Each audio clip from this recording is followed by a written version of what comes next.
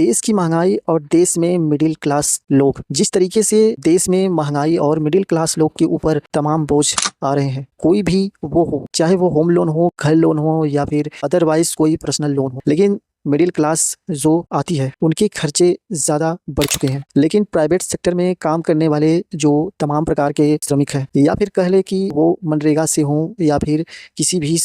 तरीके से श्रमिक, उनमें लागू करती है सरकार और राज्य सरकारें, जिनमें ज़्यादा कंपनियों में काम करने वाले जो है एम्प्लॉय, उनको मिनिमम वेज के रूप में दिया जाता है। लेकिन मिनिमम वेज सरकार 5 साल गुजर जाते हैं, 10 साल गुजर जाते हैं, उनको रिवाइज नहीं करती और उसका सामना आम आदमी को करना पड़ता है। और सामना करने की अगर बात करें तो जिस तरीके से अगले 10 सालों में महंगाई हुई है, उस महंगाई के हिसाब से इनका मिनिमम वेज का कोई रिवीजन ना तो हुआ है और ना आगे चलकर होने की कोई आशा है। हालांकि बजट 2025 आने को है, लेकिन मिनिमम वेज में क्या कुछ बदलाव देखने को मिलेगा, जहां पर तमाम कंपनियों के, चाहे वो बिजली विभाग के कर्मचारी हों, चाहे वो पीडब्ल्यूडी के हों या रेलवे के हों या फिर किसी भी विभाग में जो काम करने वाले हैं, उनको श्रमिक के रूप में सरकारें, राज्य सरकारें रखती हैं। लेकिन उनके मिनिमम बेस पर क्या किसी सरकार, किसी पार्टी के नेताओं ने ध्यान दिया है? कुछ ऐसे राज्य हैं जिन राज्यों में सरकार मिनिमम बेस अच्छी खासी दी है, जो कि बता दें कि कुछ ऐसी राज्य सरकारें हैं जिनमें आपको बता दें कि अच्छी सैलरी जो देने के मामले में है, जैसे दिल्ली हो गई, केंद्र शासित हो या फिर वो राज्य शासित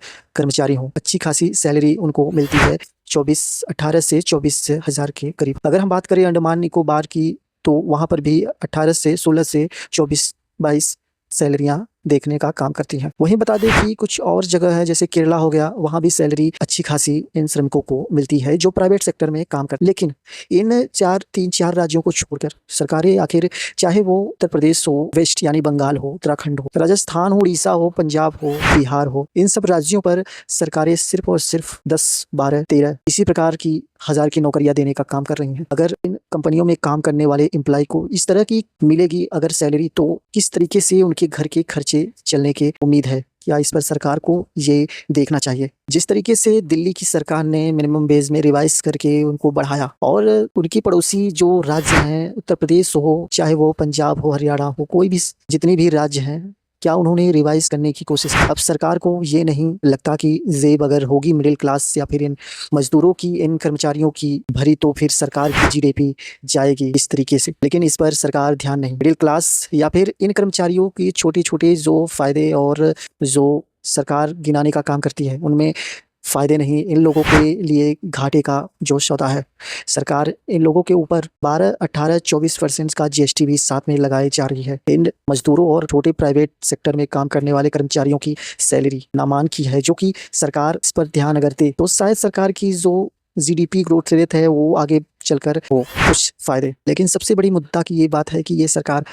आखिर इन पर क्यों नहीं ध्यान दे रही है? सरकार को इस पर विशेष ध्यान देना चाहिए। और प्राइवेट सेक्टर में नौकरियां भी जाने की जो खतरे लोगों के ऊपर मंडराते हैं, का भी बहुत बड़ा ये जो उद्योगपति हैं और जो बड़े-बड़े ये कंपनी के मालिक हैं, वो कम पैसों में कर्मचारियों को काम करवाने का काम कर रही हैं, जिनमें सरकार को इस पर भी विशेष ध्यान देना चाहिए, जिससे भारत की इस खंड जो जनता है, उनमें से कुछ गरीबी और गरीबों की जेब कटने से बचे। ये तमाम बड़ी-बड़ी कंपनियां इस पर सरकार को गलत तरीके से जीएसटी जो लगा रही है इस समय, उस पर ध्यान देना बहुत ही ज़रूरी है। लेकिन अब जो बजट आने वाला है, उसमें अब देखना है कि सरकार इसमें क्या रुख अपनाती है, कि श्रमिकों और इन प्राइवेट सेक्टर में काम करने वाले कर्मचारी पर क्या मेहरबान होगी ये सरकार। उम्मीद तो हर एक कर्मचारी होगा, चाहे वो प्राइवेट हो या फिर गवर्नमेंट हो या फिर गवर्नमेंट के ही विभाग में ये प्राइवेट कर्मचारी हो।